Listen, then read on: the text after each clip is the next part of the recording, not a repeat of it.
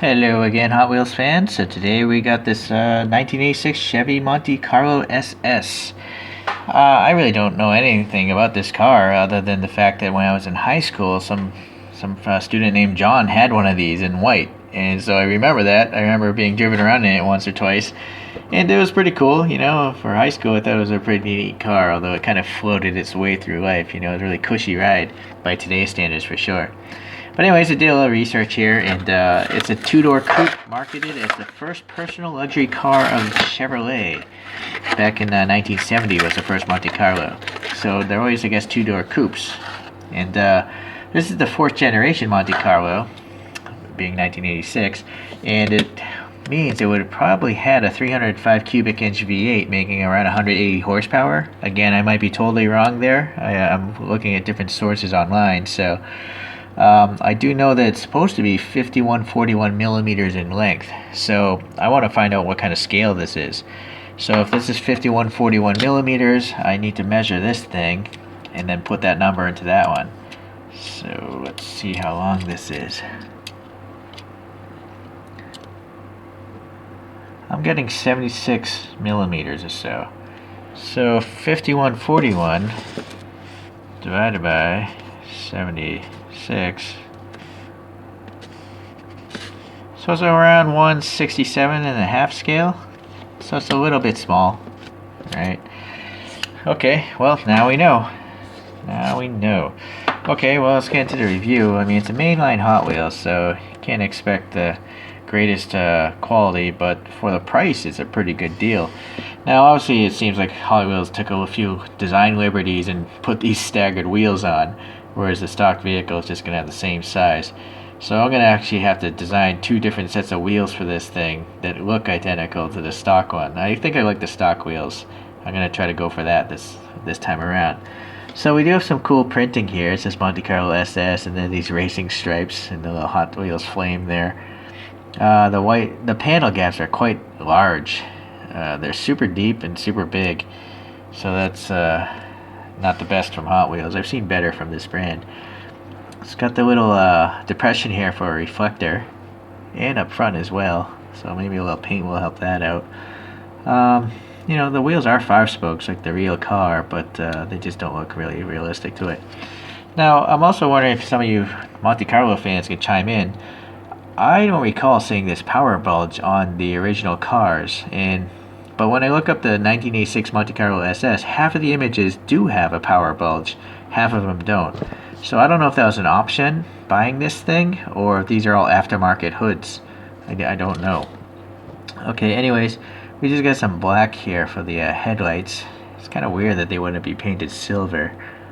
But anyways, they're black. And then we got texture in the grille, but no paint. So that should be black, I believe. And then we got some fog lamps that should be painted silver. Indication of like a badge there, so that's pretty neat. Okay. This side here, yeah, no major quality problems.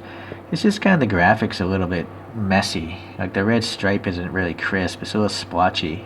Same with, it's just a splotchy graphic that's printed on here.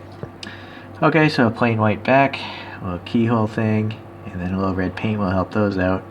And then unfortunately being a white car, right, and the paint isn't laid on super thick, you can see a lot of the zinc through it.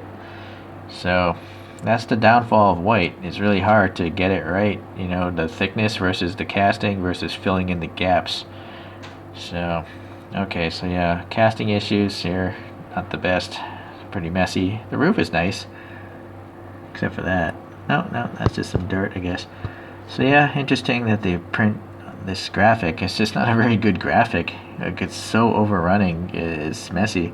I think it would have been better off just not having these graphics and just having a nicer, plain white car like the stock one, and maybe putting the paint into the tail lamps. So anyways, so my reference here, I'm just looking here. Is that a stock car? I don't know because this one has that power bulge. But I do recall, I think the wheels like that are stock, and so I'm going to try to mimic those.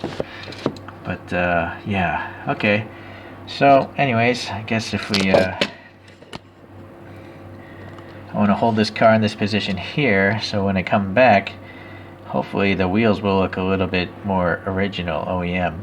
And so here we are with the wheels. I pretty much copied the original wheels that I think may have been an option on this car. I'm not sure if they all came with these wheels or if this is an additional option. But anyways, it wasn't too hard to do. I didn't put a brake system in myself because the holes are so small. I don't think it would be worth putting in a brake. So I just have that, and then I did add some additional paint here. I put some silver in for the headlights, and then I blacked out these little vents here and the grille as well.